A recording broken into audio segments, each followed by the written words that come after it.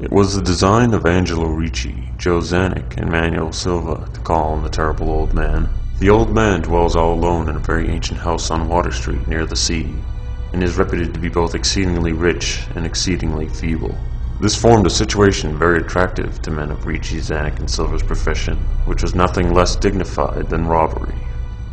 The old man, in truth, is a very strange person, believed to have been a captain of East India clipper ships in his day. So old that no one can remember when he was young, so taciturn that few know his real name. Among the gnarled trees in his front yard of his aged and neglected place, he maintains a strange collection of large stones, oddly grouped and painted so that they resemble the idols in some obscure Eastern temple.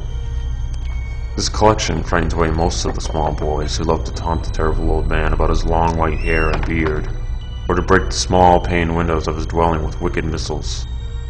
But there are things which frighten the older, more curious folk who sometimes steal up to the house to peer into the dusty panes. These folks say that on a table in a bare room on the ground floor are many peculiar bottles, in each a small piece of lead suspended pendulum-wise from a string. And they say that the terrible old man talks to these bottles, addressing them by names such as Jack, Scarface, Long Tom, Spanish Joe, Peters, and Mate Ellis, and that whenever he speaks to a bottle, the little lead pendulum within makes certain definite vibrations as if in answer.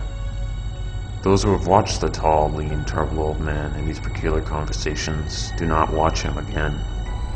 But Angelo Ricci and Joe Zanuck and Manuel Silva were not of Kingsport blood, and they saw in the terrible old man merely a tottering, almost helpless graybeard who could not walk without the aid of his knotted cane.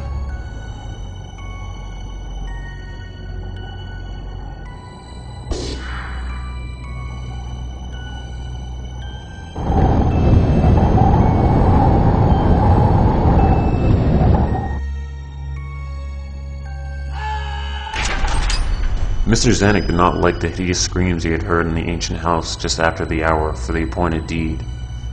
Had he not told his colleagues to be as gentle as possible with the pathetic old sea captain? Very nervously, he watched the narrow oaken gate and the high and ivy-clad stone wall. Frequently, he consulted his watch and wondered at the delay. Then he heard a soft tread on the walk inside the gate.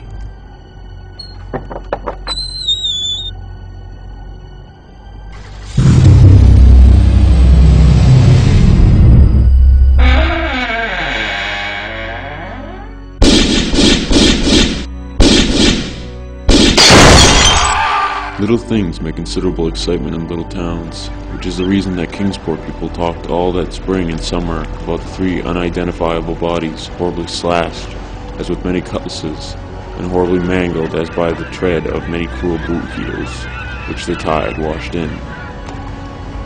And some people even spoke of things as trivial as a deserted motor car found in Ship Street, or certain especially inhuman cries, probably of a stray animal or migratory bird, heard in the night by wakeful citizens. But in this idle village gossip, the terrible old man took no interest at all. He was by nature reserved, and when one is aged and feeble, one's reserve is doubly strong. Besides, so ancient a sea captain must have witnessed scores of things much more stirring in the far-off days of his unremembered youth.